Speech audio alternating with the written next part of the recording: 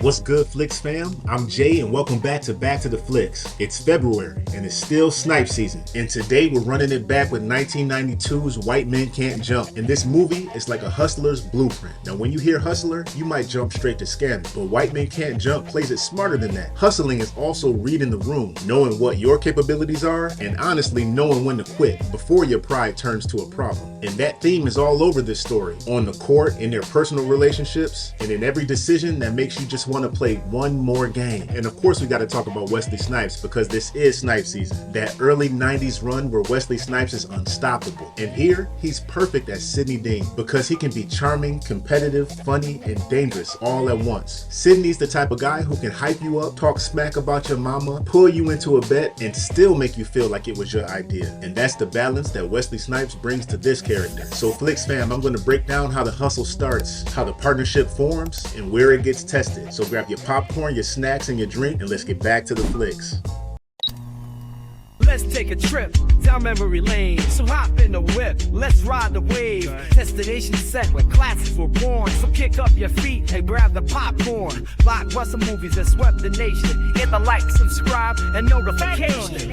We open on sun-baked LA courts where reputation is currency and every matchup is a business decision. Billy rolls in looking like an easy read until the ball goes up and the whole court realizes they misjudged the wrong guy. It's too late before Sidney can clock the move. Billy's entire game is built on people's assuming he can't hoop. Billy wins, walks off with money, and Sidney's not mad, he's impressed. Because on this blacktop, the smartest move isn't always the best crossover. It's knowing what people believe before the ball is even checked. This movie nails the social choreography of the basketball court. Who's watching, who's talking, and how everyone is being constantly tested. And the cinematography keeps this movie pretty grounded. It's not glossy. It's like a documentary on the economy of trash talking. And while you definitely have to have game, confidence is half the hustle. And the other half is getting the other guy to bet like he already knows he's gonna win. Away from the court, real life crowds in. Billy's trying to keep his girlfriend Gloria calm while money problems keep showing up at the door. He's literally hustling to stay alive. And Sidney's dealing with Rhonda, who wants stability and can smell a risky plan from a mile away. Suddenly, every hustle isn't just pride. It's rent, bills, and whether or not you can walk into your own apartment without drama. And even more importantly, staying above 6 feet deep. Rosie Perez brings a chaotic, rapid-fire energy that make the home scenes feel like a second sport, and Billy's always on defense. And the movie's smart for doing this. It makes all of his hustles feel less like a cool flex and more like a pressure valve ready to burst. And that's why the comedy lands, because all of the stakes are real, no matter how wild the lines are. Sidney tracks Billy down and offers a partnership upgrade. They start moving court to court, setting traps with personality. Sidney's swag and Billy's unassuming appearance. The plan works because they control the story. They bait confidence, spark a bet, and then flip the script once the game starts. It's teamwork built on manipulation. And this is why I say that this film is the hustler's blueprint. Branding, teamwork, and timing. And it's so funny how clocked in they are, like small business owners, and the office is the basketball court. And all of the court environments are like different individual characters. Different players, different rules, and different energies. Going from Venice to Watts is a beautiful key point shift. And even though they're in it for the money, the cost might not always be the same. After stacking up some wins and walking off the courts with a few grand,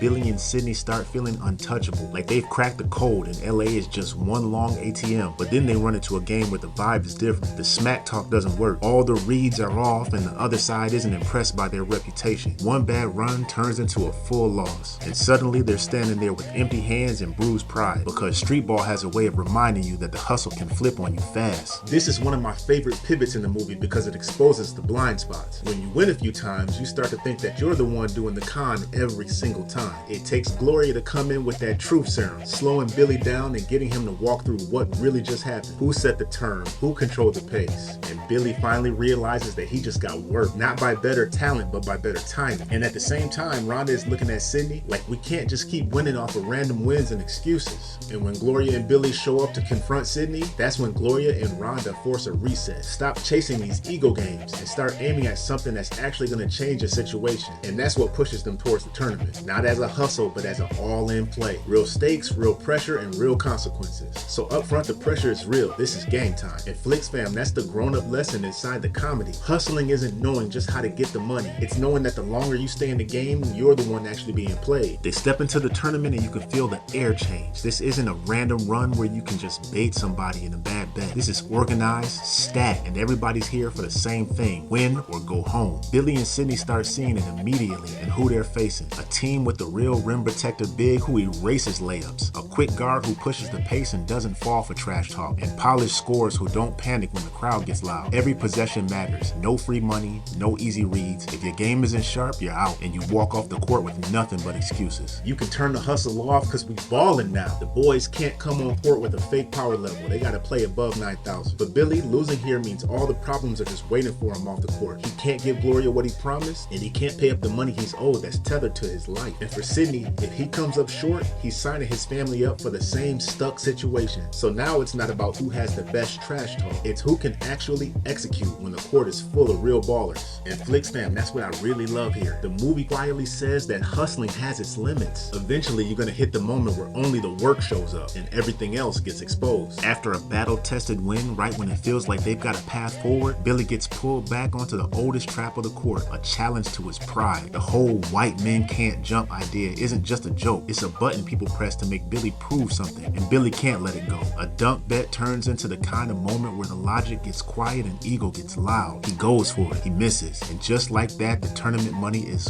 gone. Because in this world, one bad decision can erase 10 good games. Billy. This is Billy's fatal flaw in one scene. He just has to give an answer to the disrespect, even when the smart move is just walking away. And the fallout isn't just, oh man, I lost the cash. It's Gloria watching him repeat the same pattern again. Promise big, chase his pride, come home empty. So he loses her trust again, but it's not about the dunk.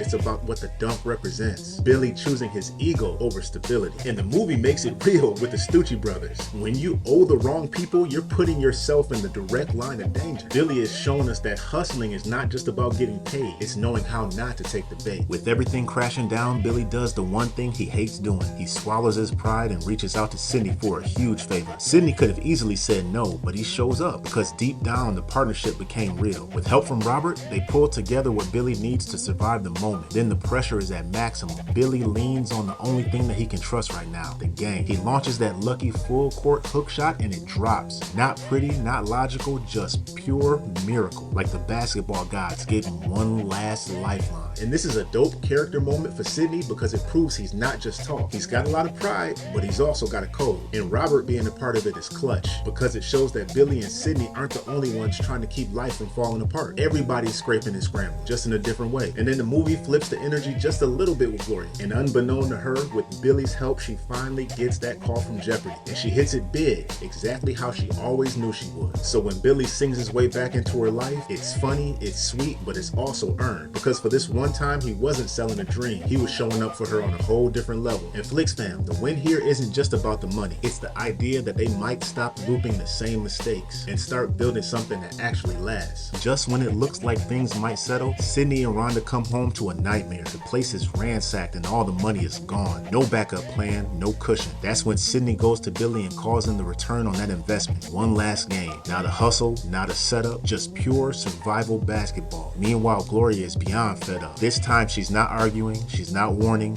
she's done. And Billy feels that loss hit different because he knows he earned this. Now the court isn't about pride anymore. It's about whether these two can walk into tomorrow. And this is the final shift of the movie. For Sidney, this is life or death in the way that bills feel like life or death. Because if he loses, his family stays stuck and he's got nothing to show for all of his risks. And for Billy, it's life or death in the literal sense. He's already lost Gloria, and if he loses this too, it's a wrap. So they both step into the last game with everything on the line. Money, safety, respect, the whole gambit. And the final payoff of this game is that Sidney trusts Billy so much, he throws the lob. And Billy finally answers the question that the movie has been teasing this entire time. He puts it down. That dunk seals the win, the money, the respect, and most importantly, another day above ground. Sidney can move his family. The Stucci brothers get their money and can save face. And Billy gained some insight. He finally got the lesson, but it cost him his love. So Flix Fam, was the final dunk a true redemption moment or just a moment of clarity too late?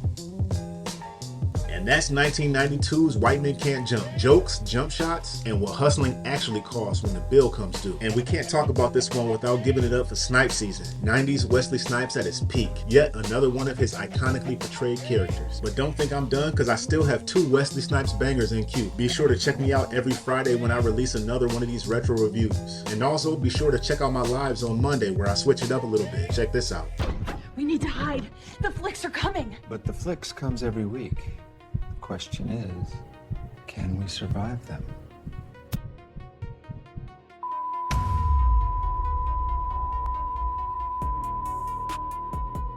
Original stories loosely based on 80s and 90s horror movies. Choices determined by a poll. 3 lives to survive. The chat acts as one group single survivor. You don't just watch the chaos. You vote on what we do next. You help decide who we trust, where we hide, and when we run. Your choices could mean the difference between surviving the night or joining the ranks of the undead.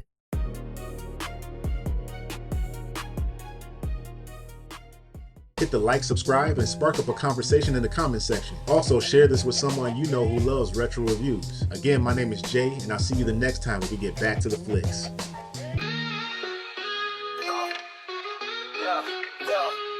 We're going back to the flicks, rewind and mix 80s flicks, family ties with the Netflix fix. Reliving those days with the little ones amazed in this retro way. Old classics paved the way.